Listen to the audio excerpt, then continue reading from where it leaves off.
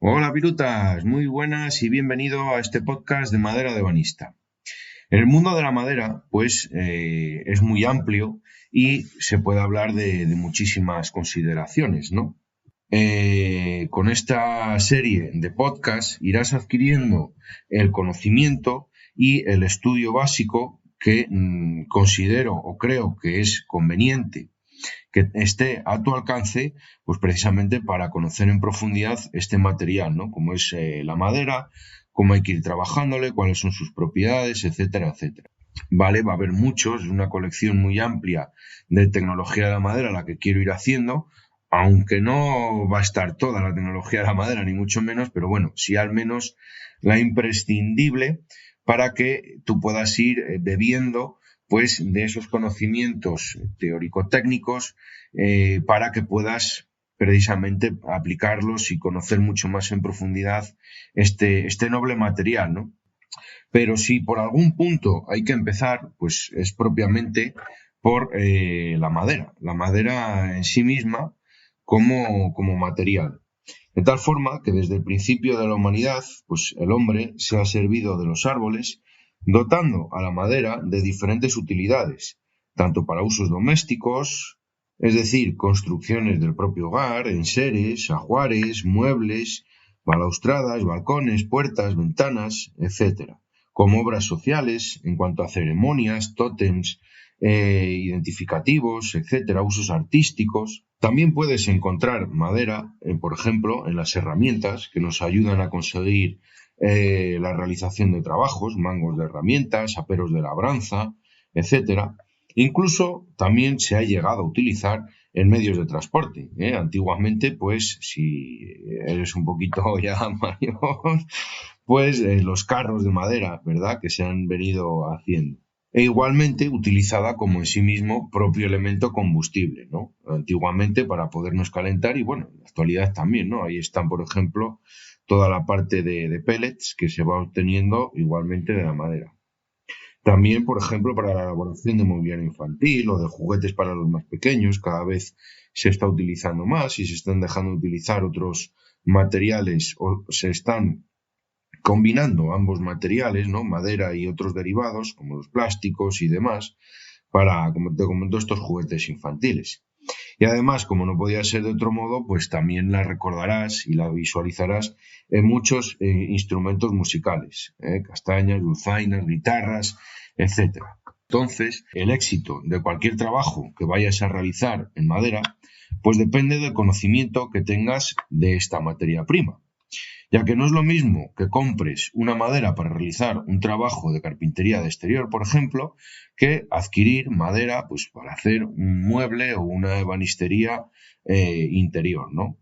Entonces, trabajar con madera nos confiere una ventaja a la hora de desarrollar sobre ella ciertos procedimientos, técnicas que quieras utilizar y en función del proyecto a realizar.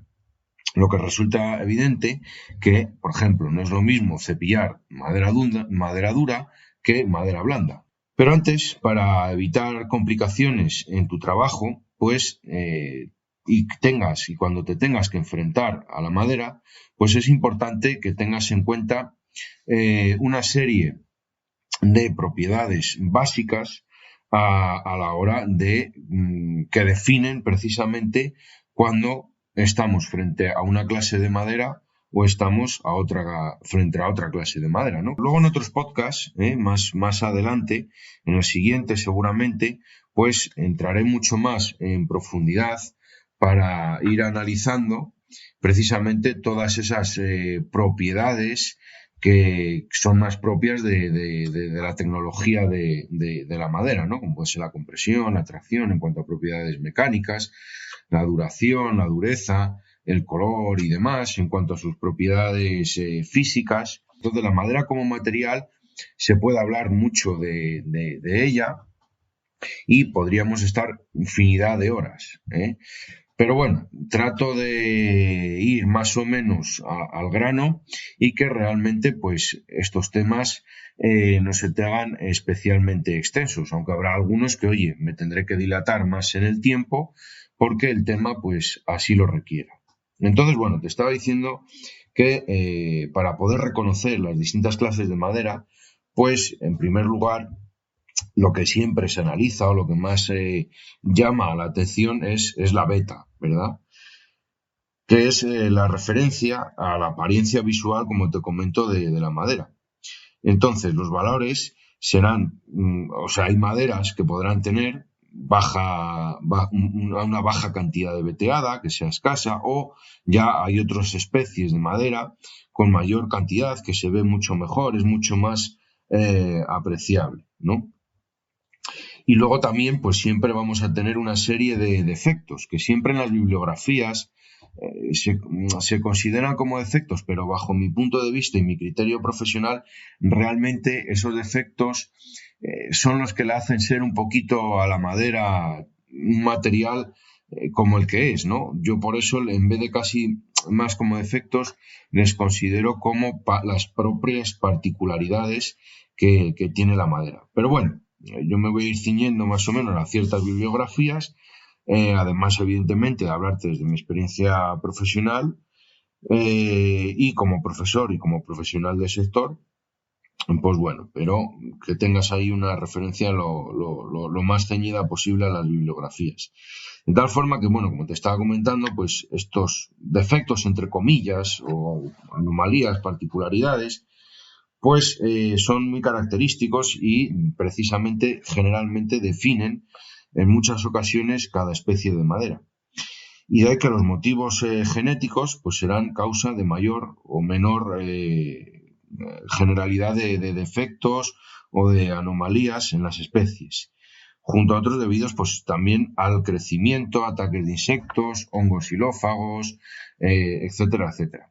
Cuando vaya hablando de cuestiones xilofágicas, quieren decir el alimento de ciertos seres vivos, como pueden ser los hongos o algunos insectos, ¿vale? Que se van comiendo la madera. Luego también una propiedad importante, pues evidentemente, es la densidad de la madera, ¿vale? Que generalmente es precisamente el peso de la madera. No confundir con la siguiente, que es la dureza, ¿vale? O sea, la densidad es, como te acabo de decir, pues qué es lo que es, o sea, el peso, que una madera sea más pesada o menos pesada, ¿vale? Pese más, pese menos. Y normalmente podrás encontrar valores determinados en gramos centímetro cúbico o en kilogramos centímetro cúbico, que también a veces te lo puedes encontrar incluso hasta en toneladas, ¿vale?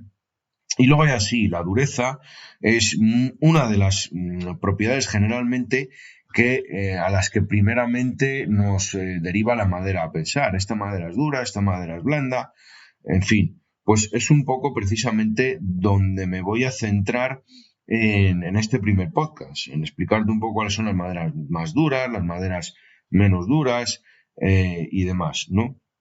Luego también la madera va a tener una serie de coeficientes de contracción volumétrico. Es decir, luego te lo explicaré igualmente en otro podcast más adelante, qué es el trabajo de la madera, la higroscopicidad de la madera. La madera es un material higroscópico, es decir, que absorbe y cede humedad en función del ambiente en el que se encuentre, y esto deriva en un porcentaje de variación volumétrico, como te comento, según el grado de humedad que cada madera pueda tener. No es lo mismo que una madera esté, como te decía al principio, al exterior, que esa misma madera esté en el interior. Entonces, según la especie, pues tienden a ser más absorbentes o menos absorbentes. Luego también otra propiedad a la hora de trabajar la madera es importante tenerla en cuenta, ¿no? Como es el grano. Entonces, el grano es realmente ya una cuestión que tienes que apreciar cuando tocas la madera. La madera es un material, como bien sabes, muy, muy agradecido y que enseguida se presta a ir a tocarle, porque es un material cálido, ¿no? Que nos transmite realmente sensación de una temperatura agradable. Entonces, cuando tenemos maderas que pueden ser de granos, es decir, el grano también son los poros de la madera, y pues precisamente hay maderas, hay tipos de madera que se las denomina de grano vasto, de grano fino, de grano medio, ¿vale? Entonces esto deriva generalmente de la porosidad de la madera, ¿vale? La madera es un material, como acabo de decirte, poroso, y tiene vasos celulares más grandes, más finos, que se traducen en el grano. Luego también podemos encontrarnos las resistencias mecánicas. La resistencia a la rotura, a la compresión, a la tracción, pues se mide en kilogramos centímetro cúbico, en kilogramos newton, en kilogramos centímetro cuadrado. Y es la forma o cómo este material se va a comportar frente a unas cargas o a una serie de tensiones. Este valor, por ejemplo, pues es muy tenido en cuenta cuando se está hablando en cuanto a la madera como usos estructurales. Antes te hablaba de los principales usos de la madera, pues uno de ellos y más a día de hoy, cada vez está cogiendo más fuerza y más relevancia, precisamente la construcción nuevamente, nuevamente entre comillas, porque como te decía, desde los albores de la humanidad, el hombre siempre ha construido con madera, ¿no? A que luego, van cambiando las generaciones, la industria va cambiando y evidentemente, pues la madera ha tenido una temporada, unos siglos en los que se ha ido dejando como material constructivo y ahora vuelve a pegar con fuerza. De ahí que, por ejemplo, en nuestro sector, pues necesitemos precisamente arquitectos carpinteros. Luego también, hay unos valores igualmente relacionados con esos aspectos técnicos, pues como también puede ser la elasticidad, ¿vale? La elasticidad, pues igualmente la madera tiene un módulo en el que, llegado cuando es sometida a ciertos esfuerzos igualmente de flexión, pues tiende a deformarse, ¿vale? Entonces, esas deformidades son reflejados igualmente en una serie de valores estudiados y concretos que según cada especie o cada tipo de madera, realmente es cada especie, porque son todo especies en definitiva arbóreas, más que tipos, pues tienen módulos distintos de elasticidad, la capacidad que tiene la madera en sí mismo de deformarse. Luego también, igualmente, si seguimos dentro de esos valores técnicos, pues también está la resistencia a la compresión, ¿vale? Como te decía antes, parecida a la flexión, a la tracción, pues son igualmente valores medidos en kilogramos centímetro cuadrado, en kilogramos metro cúbico, en kilogramos metro cuadrado, etcétera, ¿no? Entonces es como se va a comportar la madera frente, como te decía antes, a una carga, a un esfuerzo, ¿vale? No te preocupes, aunque ahora te pueda estar pareciendo una explicación bastante pobre, porque ya te digo, no me preocupa, ¿vale? Este es un poco un podcast introductorio en donde luego ya más adelante sí que iremos hablando de estas propiedades tanto físicas como mecánicas con mucho más detalle y en profundidad. Y luego ya por último, pues también como valor o como propiedad referente es la resistencia a la luz, ¿vale? La resistencia del color de la madera cuando está expuesta a la radiación ultravioleta. Y ocurre lo mismo, es uno de los grandes hándicaps o cuestiones que se le ha cuestionado a la madera como material. Al tratarse de un material orgánico, natural, pues siempre cada especie de madera, como te vengo diciendo, pues no es de un único color, incluso entre sí mismas, a igualdad de, por ejemplo, de robles, tú puedes tener un roble del mismo árbol, incluso sacado del mismo tablón, y pueda manifestar variaciones en su coloración. De ahí que luego ya igualmente también te hablaré más adelante de cuál es la estructura macromolecular y micromolecular de la madera, pues por ejemplo, los durámenes y las alburas, a igualdad de madera, de especie de madera, ya hay diferencias en el color. Y eso pues va a hacer que precisamente la luz sea absorbida de una manera o de otra. Y ya no hablemos de una especie distinta a otra, o sea, entre un pino y un roble, pues todas se engloban en unas coloraciones anaranjadas, marrones, rojizas, pero cada una tiene sus propias pigmentaciones. Entonces, bien, pues esta es una de las condiciones que precisamente más determina a la madera, cómo se va degenerando, cómo va cambiando de esa coloración frente a la exposición, sobre todo, de agentes bióticos o de agentes abióticos, es decir, agentes ambientales, ¿no? Y cómo se va pues produciendo esa oxidación y cómo se va cambiando a esa coloración. De ahí que pues muchas veces la madera se tienda a aplicarla ciertos productos de acabado o ciertas pigmentaciones artificiales, es decir, teñidos, ¿vale? Igualmente, ya luego al final también de esta colección de podcast, pues también iremos hablando acerca de los diferentes tipos de acabados de la madera, ¿no?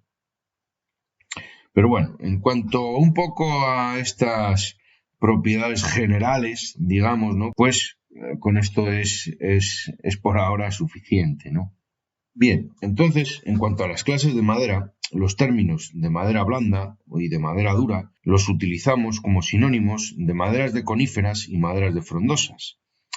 Dentro de las maderas de frondosas tendremos precisamente las frondosas, digamos, del hemisferio norte, y todas las frondosas de lo que aquí en España llamamos tropicales, ¿vale? La madera de coníferas, madera de frondosas y maderas tropicales. Asociado, como te acabo de contar, bueno, pues a esos términos más de madera dura, de madera blanda, aunque también hay maderas de frondosas que precisamente de esa subclasificación o que no puede ser a lo mejor todo lo técnicamente posible, ¿no? Sobre todo a ojos de un ingeniero de montes, denominada como frondosas tropicales, pues también las hay de características blandas, ¿no?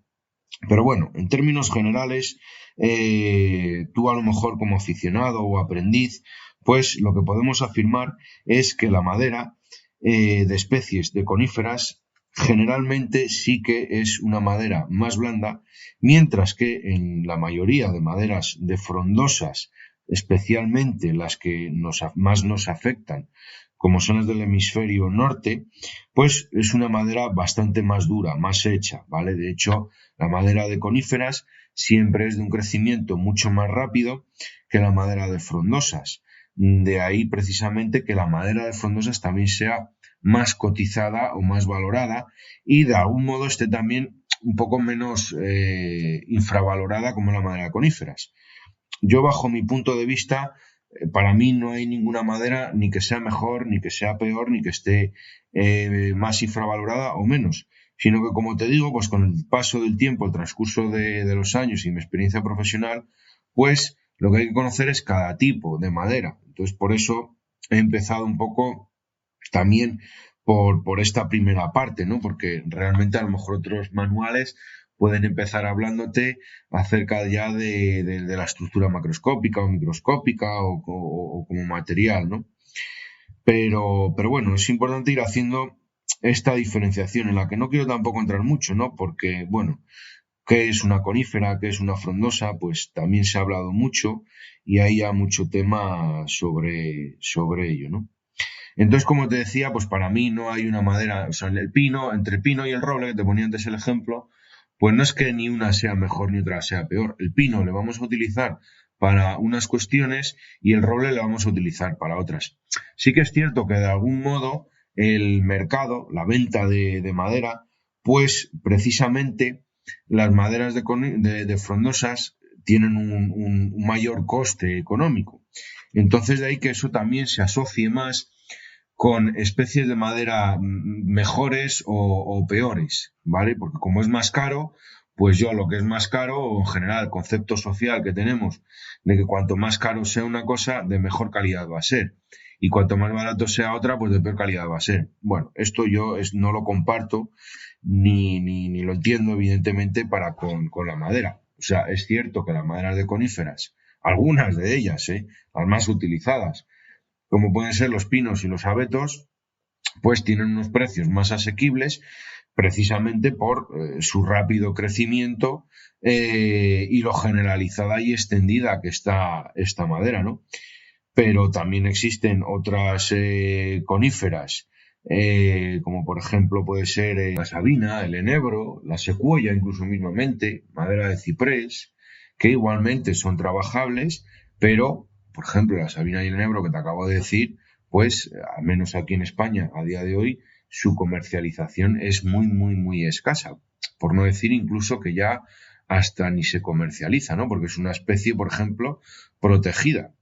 Y en la zona, por ejemplo, soriana y segoviana se ha utilizado mucho también como elemento constructivo en su momento, ¿no? Los famosos bosques y sabinares, pues eso, de esa sierra, de esa zona limítrofe entre Segovia y Soria. Entonces, por eso te digo, y son maderas de coníferas, ¿sabes? Y si encuentras a un aserradero que te comercialice sabina al bar, por ejemplo, pues podrá ponerle el precio que le dé la gana, ¿sabes? Y llegando a tener precios incluso superiores a los del metro cúbico en el roble, ¿vale? Y es una conífera y es una madera blanda.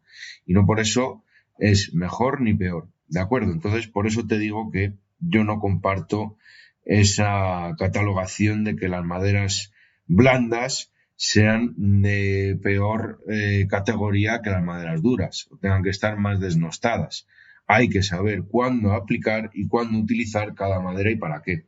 Por ejemplo, en edificación y construcción, pues es mucho más eficiente, precisamente por lo que te contaba antes, de los módulos de estabilidad, de las coeficientes de tracción y de compresión, utilizar madera de coníferas para grandes luces, es decir, para cuando tienes que hacer vigas de madera, frente a maderas de coníferas, por ejemplo.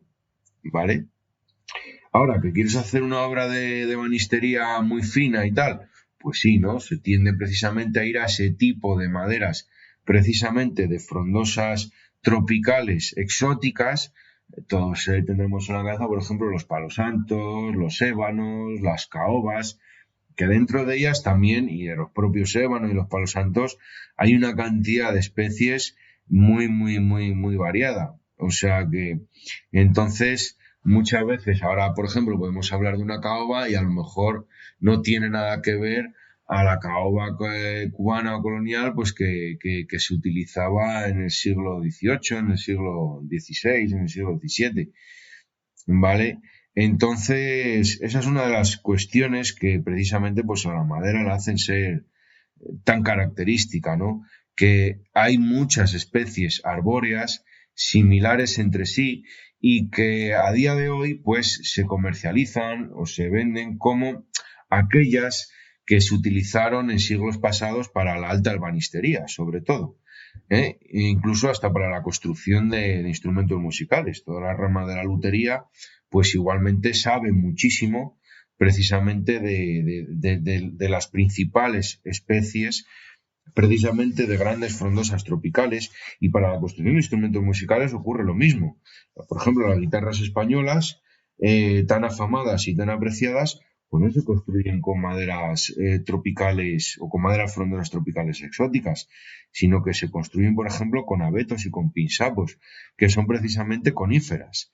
Tú vas a ver el precio, por ejemplo, del abeto en un almacén industrial y el precio que tiene no tiene nada que ver al de si te vas a un almacén especializado, el ébano, por ejemplo. Y dices, hombre, a ver, no me interpretes esto como que puedas construir una guitarra con abeto del Leroy Merlin, o de una superficie de un centro de bricolaje, ¿no? Para poder construir una guitarra, cada árbol precisamente debe de cortarse o cada pieza de madera debe escogerse muy bien con unas propiedades de estas que precisamente te estaba contando, de la beta, de las particularidades, entre comillas, de efectos que pueda tener, las propias densidades.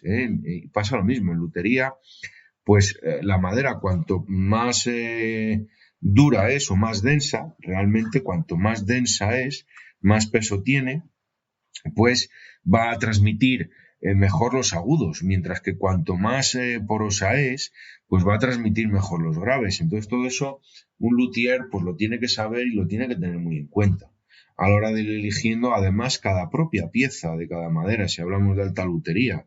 O sea que la madera se elige y se selecciona muy bien. Entonces, por ejemplo, los luthieres son una rama, digamos, de la ebanistería, de la alta ebanistería, pues que precisamente todas estas cuestiones de las que estoy contando deben de tenerlas muy, muy, muy en cuenta. Si es tu caso, por ejemplo, que seas aficionado precisamente a la construcción de instrumentos musicales, guitarras eléctricas o lo que sea, pues todas estas cuestiones de las que te voy a ir hablando ahora te interesan y mucho, ¿vale? Ahora voy a ir hablándote un poquito de manera general, pues acerca de las maderas que podemos considerar como duras, ¿no? Y como te decía, pues han sido tradicionalmente las que se han empleado en la ebanistería para trabajos más de ornamentación, las que más valor se le ha ido dando, ya que precisamente por esa característica que tienen de dureza y de mayor densidad, ¿vale? Porque generalmente eso sí va asociado, y por eso a veces se confunde dureza y densidad. Es cierto que a mayor densidad que vaya teniendo la madera, pues generalmente va a ir siendo una madera más dura. Pero también hay que diferenciar, por ejemplo, entre la zona de duramen y la zona de albura, que te contaré en un podcast más adelante, ya que, por ejemplo, el duramen también es más duro que la zona de albura, y no por eso tiene que ser una madera dura. Pero bueno, la identificación de estas maderas ha sido y es en ocasiones dificultosa, sobre todo en las que provienen de zonas tropicales, que como sabemos pues son bastante más numerosas. O sea que fíjate, por ejemplo, aquí en España, el mayor xilotecólogo que ha habido, ya por desgracia falleció hace un par de años, ha sido Manuel Soler. Xilotecólogo, ¿qué quiere decir? Pues el que estudia las distintas especies de madera. Yo en mi fuero interno personal pues también me considero xilotecólogo aficionado, precisamente por esa pequeña xiloteca de unas 200 especies que yo tengo.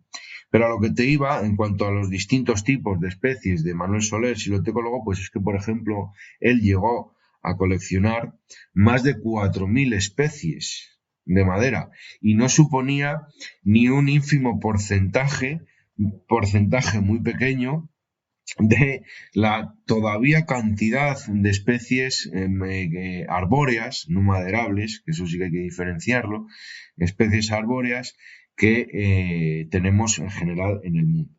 Luego, a día de hoy, también está el INIA, ¿no? El Instituto de Investigaciones Agrarias, en su departamento precisamente de madera, que igualmente aquí en España pues conserva también una de las mejores xilotecas a nivel nacional. Seguramente a día de hoy, hasta donde yo sé, pues probablemente la mejor, ¿no? Y luego, bueno, en cada país, en cada región, se tienen también distintos tipos o xilotecas, ¿vale? Porque la madera precisamente es lo que tiene, es muy regionalista. O sea que tú puedes tener un pino silvestre en la zona, por ejemplo, de la Sierra de Guadarrama, esa misma especie como tal es pino silvestre también en la zona precisamente soriana o en la zona conquense, pero es que además también ese mismo pino silvestre es el que te puedes encontrar en zonas mucho más superiores de la selva negra, alemanas y demás, ¿no? Y todos son pinos silvestres, pero tienen esos regionalismos que te digo, porque los sustratos, donde crece cada árbol, cómo se alimenta del sol, en las zonas en las que esté, zonas flancos nortes, flancos sures, por ejemplo, pues aquí en España hay mucho debate entre el famoso pino de Balsaín, el pino Cuenca, el pino Soria, sobre todo los carpinteros de la vieja escuela, ¿no? Diferenciaban mucho entre esos pinos, y a igualdad de condiciones son pinos silvestres.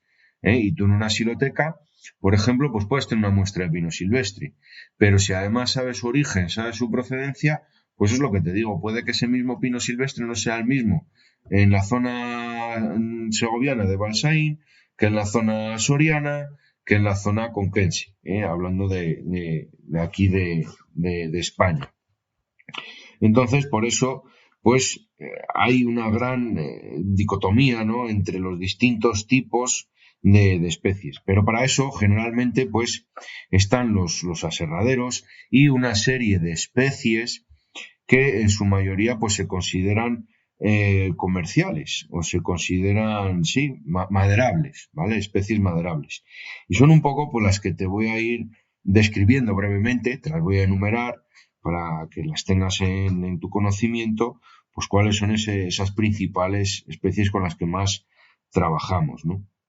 Bien, entonces, en cuanto a, por ejemplo, maderas duras europeas, esto igualmente también va a depender mucho de la bibliografía que en este caso se estuviera consultando, ¿vale? O sea, tienes también muchos libros de reconocimientos de especies de madera, pues ahí igualmente puede que las cataloguen de una manera, de otra, puede que las encuentres con distintos nombres. Por eso lo mejor generalmente para el reconocimiento de especies de madera es conocerse su nombre científico, ¿eh? Porque ese es el único que no tiene pérdida, ya que con las maderas ocurre lo mismo. O sea que ahora en primer lugar, pues te voy a ir nombrando una serie de maderas duras europeas, como puedan ser el roble, el fresno común, pero entre ellas realmente puede haber regionalismos. Y, hombre, el roble y el fresno común europeo, porque también está en el roble americano, el fresno americano precisamente, el cerezo americano, ¿no? Cerezo europeo, pues hay matices, hay diferencias entre una y otra, ¿no? Pero de ahí precisamente que se diera o que se conociese el nombre científico. Lo que pasa es que evidentemente tradicionalmente y en el transcurso de la historia de la tecnología de la madera, pues hemos ido adoptando una serie de nombres comunes que de un país a otro, incluso de una misma región dentro del país, esa misma especie se la puede llamar de una manera o de otra.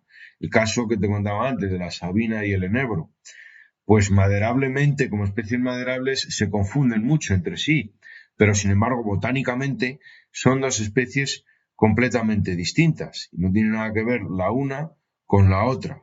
¿Mm? Entonces, pero bueno, tú estás acostumbrado, que es a lo que te voy a ir contando, precisamente a esos nombres comunes o esos nombres comerciales, ¿vale? Y empezábamos hablando de esas maderas europeas como el roble, el fresno, también puedes encontrarte el boj, igualmente olmo europeo, aliso, haya, es una madera muy común, muy frecuente, abedul europeo, castaño, ¿vale? Esas son un poco las principales que más se trabajan, pues sobre todo aquí, ¿no? En la zona peninsular de España. Y luego, como maderas duras de frondosas tropicales o madera de importación, madera tropical, tropicales famosas, pues tenemos, por ejemplo, el nogal americano, cerezo americano, que te decía, palisandro, palos santos, arces, alerces, eucaliptos, la teca, la famosa teca, que seguro que también te suena mucho, por supuesto el ébano, el tilo, la caoba, la balsa, el ocume, ¿eh? Esos son algunos de los principales tipos de maderas tropicales o las más convencionales, las que más se utilizan, ¿vale? Es por darte, bueno, una pequeña relación y una pequeña enumeración, porque realmente ya te digo, o sea, podría estar hablándote horas solamente de especies de madera, ¿no? Y de las propiedades de cada una y del color de cada una y bueno, entrar en profundidad pues en ese aspecto más silotecólogo, ¿no? Y luego, bueno, pues en cuanto a maderas blandas, pues las maderas blandas, como te he explicado antes, eran las coníferas, todas las que proceden de las coníferas, ¿no? Y como te decía, pues algunas pueden llegar a ser incluso hasta más duras que las propias maderas de frondosas. Entonces, ¿qué pasa? Pues que los árboles de coníferas crecen generalmente mucho más derechos, con un tronco central mucho más pronunciado que las maderas de frondosas o que las maderas duras. Y por otra parte, pues tardan mucho más en crecer, como te contaba antes, ¿no? Las especies frondosas, algunas de ellas, especialmente estas que te he venido comentando que más trabajamos en Europa, ¿no? Mientras que todas las coníferas pues resulta mucho más fácil su talado y su aprovechamiento. De tal forma que en plantaciones pues las coníferas crecen de una manera muy rápida, son de crecimiento mucho más rápido y más aprovechables en la industria maderera que las maderas duras. De ahí, bueno, pues que tengan mayor aceptación, ¿no? Te comentaba al principio las cuestiones del mercado y todo eso. Entonces, pero eso sí, la madera blanda selecta pues también es utilizada para como te contaba, ¿no? Grandes obras y trabajos de ebanistería, ¿no? Pero bueno, en cuanto a los principales tipos que más vamos a utilizar o los más conocidos de algún modo, en cuanto a maderas coníferas de aquí, de la zona peninsular, pues está el pino silvestre, el pino albar, ¿vale? Es el mismo. Por ejemplo, ¿ves? Pino silvestre o pino albar. Entonces, depende de su regionalismo, de su zona, puede que te lo encuentres de las dos maneras. Hay almacenes de venta de madera, pues que a lo mejor te ponen pino albar. Y a lo mejor por desconocimiento tratan de vendértelo como peor calidad precisamente que el pino silvestre. ¿Ves? ¿Te das cuenta? No es una cuestión muchas veces de que te quieran engañar, sino simplemente hasta desconocimiento del responsable de compras, del propio almacenista. Entonces, bueno, pino silvestre, pino albar es, sin lugar a dudas, pues la reina de las coníferas, ¿no? La que todo el mundo generalmente conoce. Luego también tenemos el abeto, las píceas, ¿vale? El ciprés, que te mencionaba antes, el tejo, ¿eh? El tejo, por ejemplo, pues es una conífera, pero maderablemente no se aprovecha, porque aunque las coníferas te acabo de decir que, bueno, que tienen un crecimiento más rápido, más esbelto, pero algunas maderas como el tejo o precisamente la sabina, su crecimiento precisamente no es aprovechable maderablemente, ¿eh? Sin embargo, los cedros, los pinos, las píceas, pues todo eso, por ejemplo, sí que son los bosques que a lo mejor más tengas en la cabeza. Luego, igualmente, bueno, pues tenemos maderas blandas de importación, como pueden ser el cedro rojo, el pino oregón, la secuoya, la ceiba, el kauri, ¿vale? Son otros tipos de especies. Ya te digo que, bueno, podría estar aquí enumerándote maderas, horas y horas, y que te quedaras dormido. Así que, bueno, pues un poco hasta aquí quiero llegar con este primer podcast de aproximación al mundo de la madera, pues donde hemos establecido y te he dado mi punto de vista acerca precisamente de estas maderas duras, de estas maderas blandas, de esas generalidades iniciales, ¿no? Este ha sido un podcast un poco distinto al resto, porque ya a partir del resto de podcasts ya este ha sido más de mi cosecha personal, ¿no? Por más saliéndome de ese guión tan estructurado que tengo y que te voy a ir dando acerca de la tecnología de la madera, sino que este ha sido bastante más improvisado. Así que nada, espero que para haber sido el primero no me haya quedado muy mal, te haya gustado, ya hayas empezado a aprender nuevas cuestiones. Y nada, nos escuchamos en el siguiente podcast. Igualmente puedes encontrarme en otras redes sociales o en el canal de YouTube Madera de Ebanista, donde hay más que de hablarte de tecnología de la madera, pues te enseño más videotutoriales acerca precisamente de cómo ir trabajando. Así que nada, nos escuchamos y en el siguiente. Un saludo, virutas. Chao.